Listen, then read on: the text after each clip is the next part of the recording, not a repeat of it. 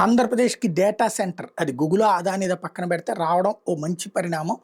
But దానికి జాగ్రత్తలు తీసుకోండి నేను మొదలే ప్రస్తావించా. ఎందుకు జాగ్రత్తలు అంటే ప్రధానంగా ఆంధ్రాకి సంబంధించినంత వరకు కీలకమైనటువంటిది ఏంటి అంటే విశాఖపట్నం. విశాఖపట్నంలో మంచినీళ్ళకి సంబంధించినటువంటిది అక్కడ భూగర్భ జలాలు తక్కువగా ఉంటది. ఎందుకంటే సముద్ర తీర ప్రాంతం కాబట్టి ఉప్పు నీళ్ళు వస్తాయి తప్పించి మంచినీళ్ళు తక్కువ ప్రదేశాల్లో మాత్రం వస్తాయి.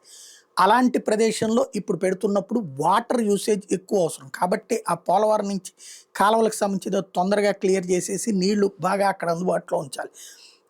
బాగా పీల్చేస్తానమాట. ఇట్లా కరెంట్‌కి విపరీతంగా అక్కడ పవర్ ఇవి కావాల్సొస్తది. పవర్ సెంటర్స్ కావాల్సి అంటే కరెంటు ఉత్పత్తి కేంద్రాలు కావాల్సొస్తది. విపరీతంగా పెట్టించండి.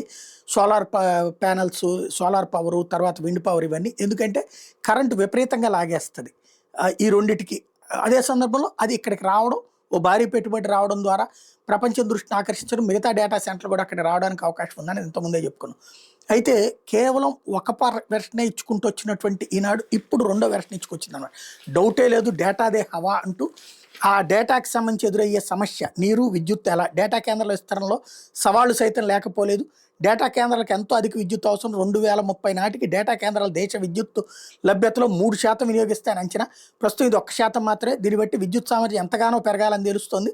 ఇదే కాకుండా నీటి అవసరాలు కూడా ఎంతగానో పెరుగుతాయి. అధిక నీటి లభ్యత ఎలా అనేది ప్రధాన సమస్య కాగా డేటా కేంద్రాల పరిసర ప్రాంతాల్లో కాలుష్యం తలెత్తి పర్యావరణ సమస్యలు ఉత్పన్నమవుతాయని కూడా నిపుణులు ఆందోళన వ్యక్తం చేస్తున్నారు. ముఖ్యంగా భూగర్భ జలాలు కలుషితం అయ్యే ప్రమాదం ఉందని హెచ్చరిస్తున్నారు.